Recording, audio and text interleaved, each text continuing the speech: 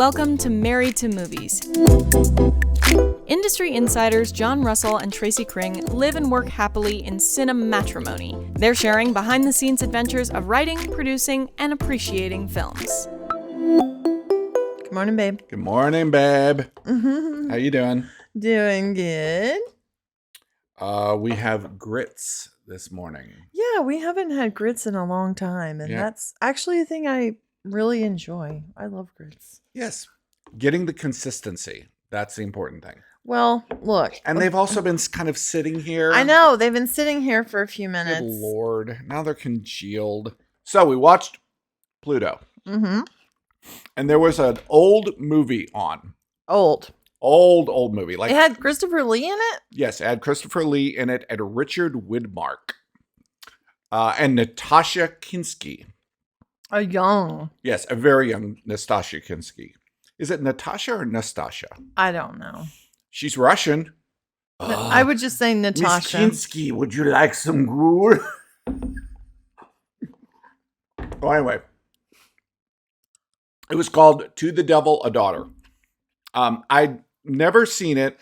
I've heard of it. It's like one of those satanic panic movies from like, mid 70s when like, everybody was like, after Exorcist, oh yeah, we got to make these movies.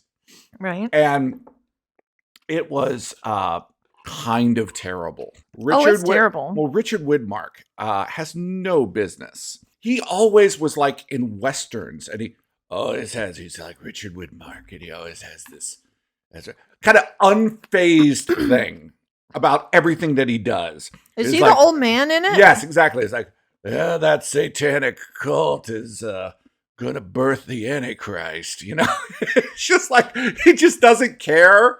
Yeah. He has no interest. He didn't care about anything. Happening. You can do a bad movie, just don't be bad in it. And Christopher Lee is killing it.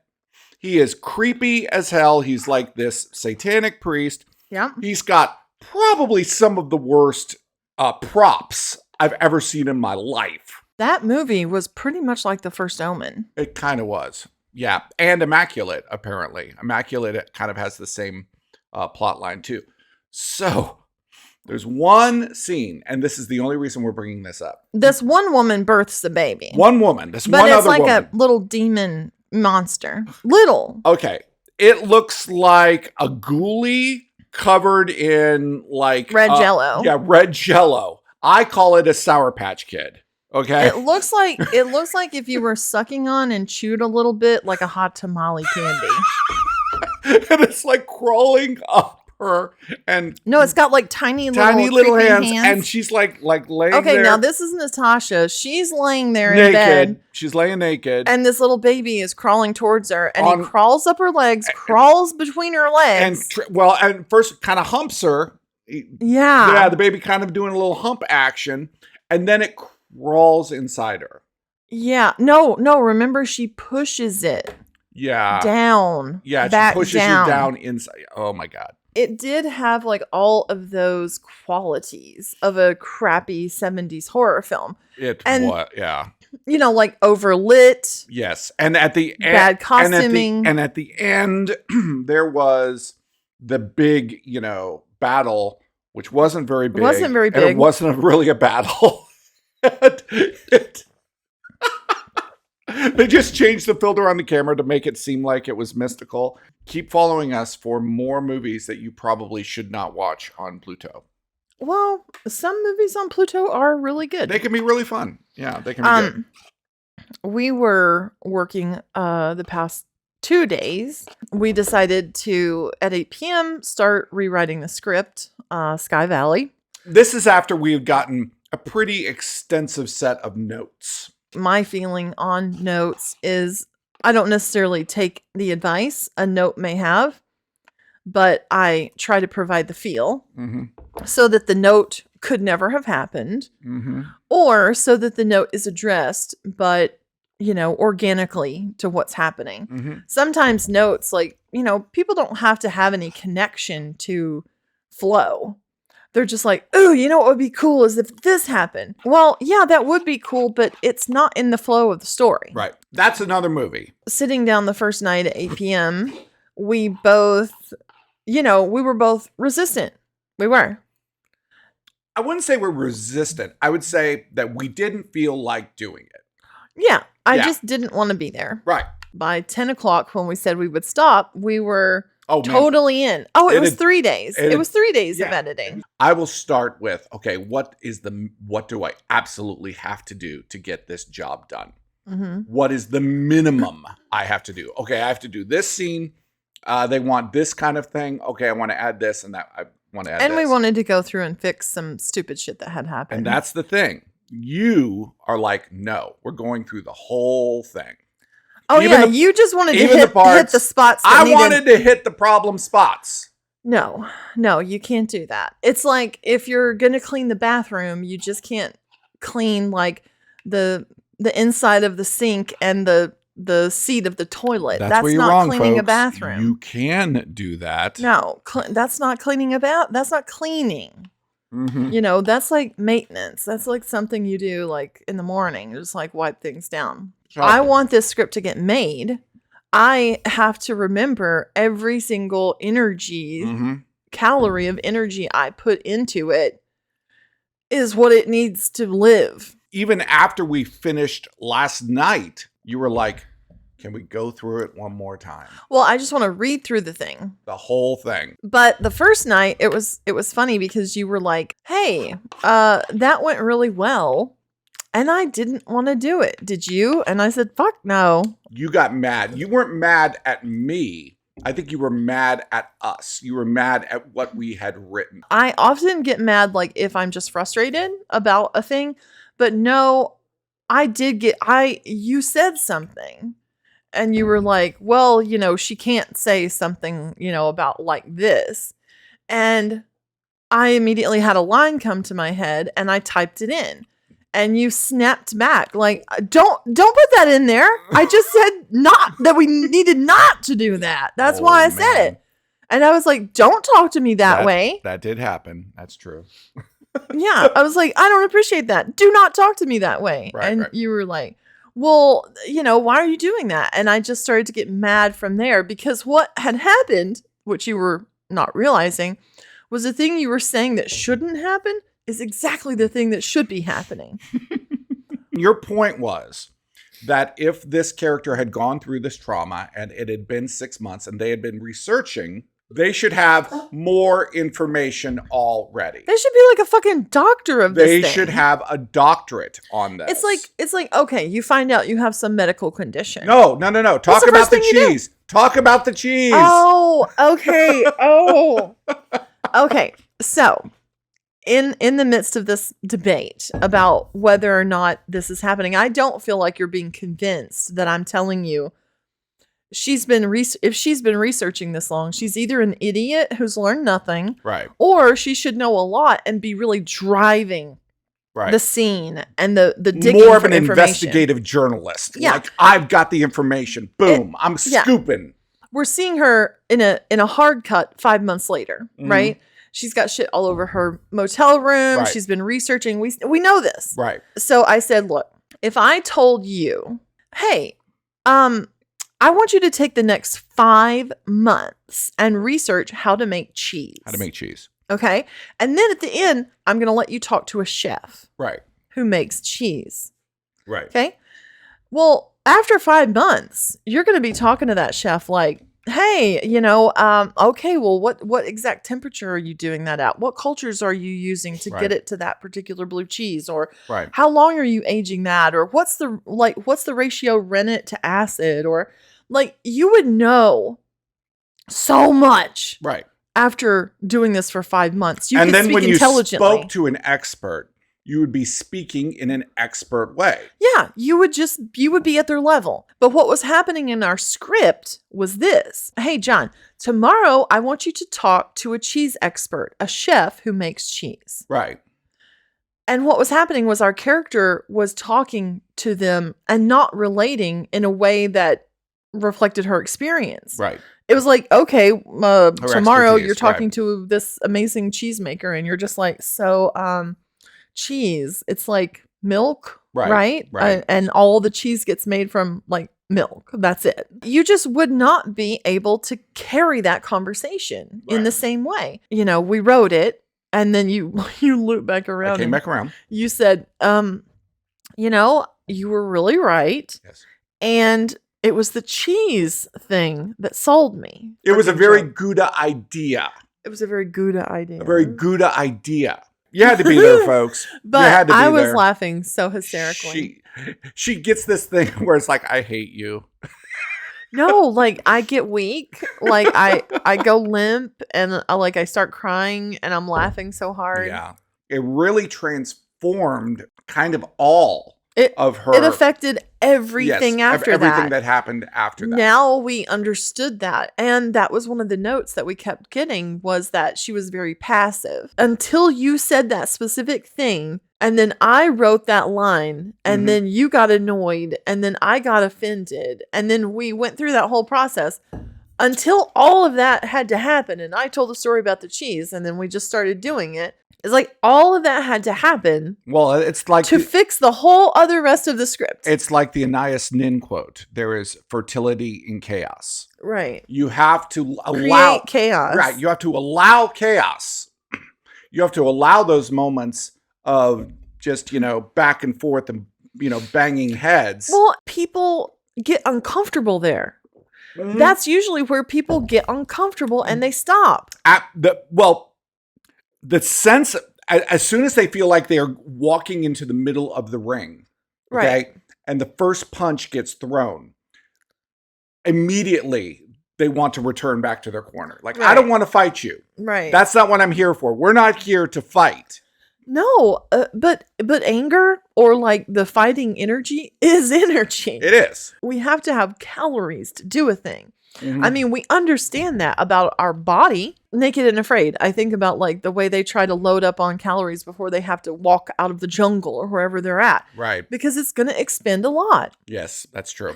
But why don't we think the same way about the expenditure, about the spending of calories? About the creative because your brain needs a lot of calories. So what are calories for folks out there in podcast measurements land? Of energy. Well, that's all they are. Like if you're getting prepared to do something creative, right? How can you carbo load? What do you do? Start getting the mind going. Start whatever. Don't do menial tasks. That's not, well, maybe that gets your mind going. I don't know. Just go wash some dishes and start thinking. Mm-hmm. You have to be a consumer of art, of music, of movies, of television. Well, Abby, how are you ever going to put anything out if you don't put anything in? There are probably 55 things in that script that had I not watched TikTok would not exist there. Really? Yeah. That's fascinating. Like watching like science-y TikToks and making sure they're accurate. We also started to think about the template of certain movies. And we sort of like the way that, script term here, the beats that, happen. And when we started to think about that and we saw a couple of missing beats already within our script, that kind of went, okay. We need that kind of scene. This is the perfect example of what you're saying. Okay. That you need to be a consumer. We love the show Top Chef. Oh, good point. Okay. I heard you say to someone yesterday that you really love like reality TV competition shows, like where they're not just screaming at each other. Yes, and throwing wine. I'm not interested in that. Yeah, that it has something to do with competition and skill and because it's all imagination. Well, no. What I love about them is that it comes down to two things. It comes down to planning and improvisation. You have to have all the planning so that you can include improvisation. Even that right there, the clarification of what you really like about those shows is really good advice. It's just really good advice. So this episode, they were visiting an area in Wisconsin where there were a lot of Frank Lloyd Wright houses. It was a Frank Lloyd Wright tour. Right. Right. And then they had to make food based off of that inspiration, Right. which was compression and release. That's what he was practicing. Right. Well, yeah. Actually, they could make up whatever their own duality was. Duality. Right. But Frank Lloyd Wright had a style that he would employ at times, which is compression, where he would have like very low ceilings in like the entrance to a room, and then release, opening up to a huge space. Right. So, you brought that up and you were like, that was really inspiring. It was. That idea of compression and release. And it really does apply to art. It does. And it really does apply to screenwriting. It applies to writing. It applies to cinematography. It applies to acting. Right. Compression, release. And release. Well, and like, of course it would. I mean, it's like what everything is doing. Breathing. Truth is truth. Yeah. Truth is truth in the Bible. It's truth in the Bhagavad Gita. It's truth say the Bhagavad Gita. Okay. Truth is truth. Truth is truth in the Bible. Truth is truth in the Bhagavad Gita. No. It is, okay. How do you say it? Bhagavad Gita. Bhagavad Gita? Yeah. Okay. Bhagavad Gita. Truth is truth. Truth is truth in the Bible. It's truth in the Bhagavad Gita. It's truth in the Talmud. It's truth in physics. It's truth in nature, cooking. It's truth in everything. Mm-hmm. Okay? And the same truths apply across the board. Yeah. It's like breathing, compression and release. Exactly. Yeah. It's just true. Right. No, I thought that was amazing. And that was right before our second writing session where you were talking about that. So, like, in order for us to even be thinking about compressing something emotionally and then releasing something, which was really where our character needed to be. She needed to be like understated and like reflective.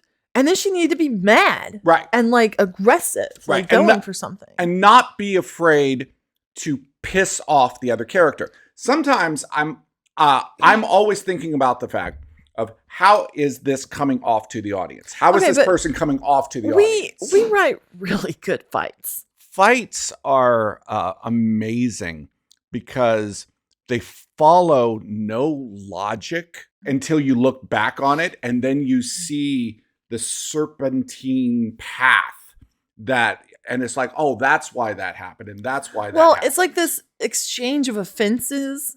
It's like the things that you're offended about come out and the things that I'm offended come out, and they're dancing.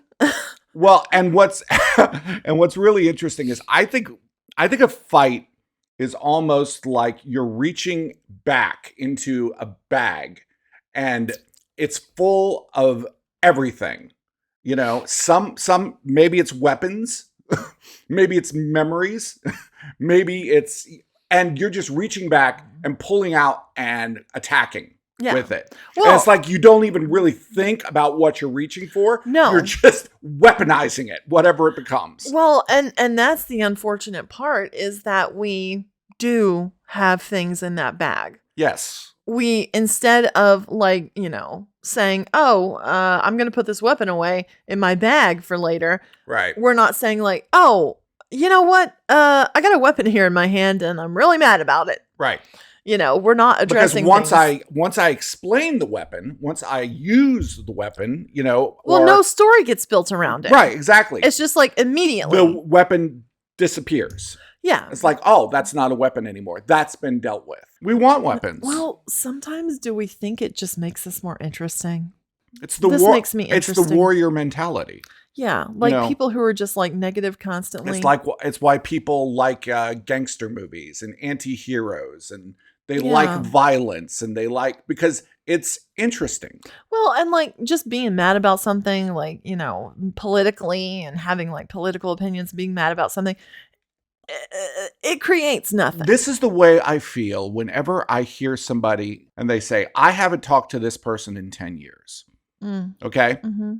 Now, maybe you have cause, but that is some kind of like merit badge that you are wearing. Yeah. You feel like, I haven't talked to this person No, in 10 years. you've built an altar around your ego at that point. That's right. And it's like, and if you do talk to them, you lost your merit badge. You had to kill your altar. The thing that made you interesting because you had this grudge for so long and you were so I'm stuck so in your way. hard and yeah. Nobody's gonna do that to me. Exactly. Negativity wins. Well, let's use the phrase cut people out of your life. Yeah. You're cutting yourself. It's violent. Yeah, you're cutting yourself. Yeah, you're cutting yourself. Yeah, you're cutting a piece of yourself out of your body. Now, I'm not saying that that some people deserve it. Well, some people deserve not to be part of your everyday happening.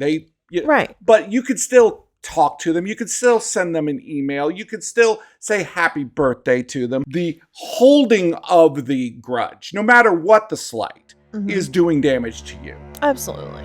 Interior, Emmeline's bunk day. Emmeline's bunk is decorated with posters of space and rocket ships and Marvin the Martian. She has schematics and plans all over her table. The mission is her new obsession, and everything about this room exudes that. Emmeline comes into her room and finds Ian Solange looking at her dog, Robbie. Hello, Emmeline. They told me that I can't take Robbie with me. I know. That's unacceptable. Is it now? I've had Robbie most of my life. Is this about my surgery? Not at all.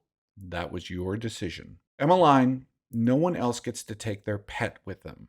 Do you think it's fair that you get to do what no one else does? No one else can make their own pet. That's a valid point, but there are other personal items they would like to take. I don't think you understand, Mr. Solange. He's more than a pet or a personal item. He's been recording my life as long as he's existed. He's all of my memories. Really? He records everything? Yes, and he can play it back too. That clearly is a violation of our agreement. It's the same as journaling. I don't agree. If your recordings were in the wrong hands, it could be seen as espionage. That's not possible. He's triple encrypted and firewalled. If any attempt is made to hack into his systems, he info dumps. Not knowing the exact protocol you've got in place, I can't assess the security. But I do trust that you know how to do these things. Okay, how about this? As long as you share to our server all recordings inside the facility, we won't decommission him. That's an invasion of my privacy. You're invading my privacy as well. Did you ever have something you held on to from when you were young? Yes. It's called Bay Pillow, and it's been in my family since 1909. That's gross. I do wash it. It may be the most valuable thing I own. Well, that's Robbie to me. Emmeline, I need the ship to be your Robbie. We've tried to think of every possibility, but we can't really. The only thing that will get you through this mission is your head and your heart. I need you to love that ship. Then make Robbie a part of it. If Robbie is part of my ship, then I will love it till the day I die. Ian thinks for a moment and then picks up a screwdriver. Will you bring the animal forward? He identifies as a robot. Will you bring the robot forward? Emmeline picks up Robbie and places him in front of Ian. Ian uses the screwdriver to anoint him like a sword would a knight. Robbie the dog robot, I anoint you as part of the Ascension Project for the rest of your days. You are tasked with traveling through the universe with your master Emmeline and help her to find the source of alien transmissions and to be our representative to a new species of life. Help Emmeline bring them back here, Robbie, and save us all. Do you agree to this most sacred task? Robbie surprises him by barking 3 times from a new voice processor Emmeline has installed and wags his back end. So it is written, so let it be done. Welcome to Project Ascension, Robbie. His salary will have to come out of yours. I understand. Thank you, Mr. Solange. We'll discuss the best way to assign duties to Robbie on the ship, and I expect that upload by the end of the day. Agreed? Yes. I'm counting on both of you, Emmeline. You are my special hope. Ian leaves. The script is getting cooler. Well, yeah, we're getting close to space, man. Dude, I can't wait until they go into space. They're going it's into so fun. Space, woo, and then crazy shit's going to happen. You were telling me something really interesting because I feel this way a lot of the time. Well, I like to watch celebrities when they like give interviews, and they, and sometimes the guard comes down and you hear the real person. There's the non-published, the non-publicity version of what they really feel. They were asking Molly Ringwald if her character in Pretty in Pink was attracted to James Spader. Right. And she said, well, no, my character was not, but I sure was. Oh, swing! And he was so cool. And he's got a vibe like a Malkovich has a vibe. Well, he's got a vibe. Well, he said in an interview once, he was like going, why did I do, all of these different projects? What was the reason behind them? And he said, I kind of treat acting as, like it's a job, I like to work, and I don't try to attach a lot of like curation to what I'm doing. And he said, and looking at my jobs, I did them for the money. That's why I didn't do them because I believed in him or wanted to see him made. I did the job at the time for the money. Mm-hmm. And I thought, okay, yes, I get that. Because you look at James Spader's career, and it is so interesting. It's so diverse. There are big films and little films. There's big television and little television. There's weird little things happening all the time. The thing that I loved about hearing James Spader say that out loud, it's about the money, baby, was that it's so annoying that whenever you're in a creative field, not just film, but any creative field, and it's like there's an expectation that you just love this thing so much that you don't care about money. Mm-hmm. I mean, right now it's rampant. Nobody wants to pay anybody what they're worth. Editing or has been turned up. During the pandemic, everybody started thinking they could do all of these jobs. Yes. Okay. And you can. Yes. And anytime I teach someone or mentor someone in editing, you will have heard me say this. Right. I can teach you how to use the software. Right. Knowing how to edit. Right. Is not the software. It is an art. Exactly. I would liken it to somebody can teach you how to hit a baseball. Okay? And maybe you can hit a baseball. But if you're not Babe Ruth. If you're getting pitches, if you're getting screwballs, if you're getting major league pitches, then you're going to strike out. And that's the annoying thing about being an editor, honestly, is because you're taking the pitch. Mm-hmm. Whatever it is. Right. And you're having to turn that into a home run. And you're seeing all of these people get up to bat, and they ain't ready. No. They ain't ready for it. And they're pumping out some of the most mediocre, low-budget material I've probably seen ever. It's like the goal is to do it instead of to create something out into the world that will be there for conceivably a long time. Look.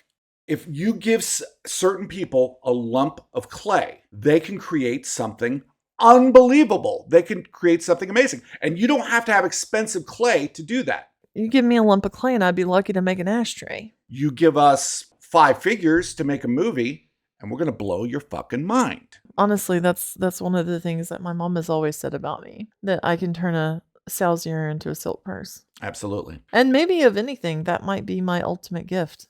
Taking things that's editing.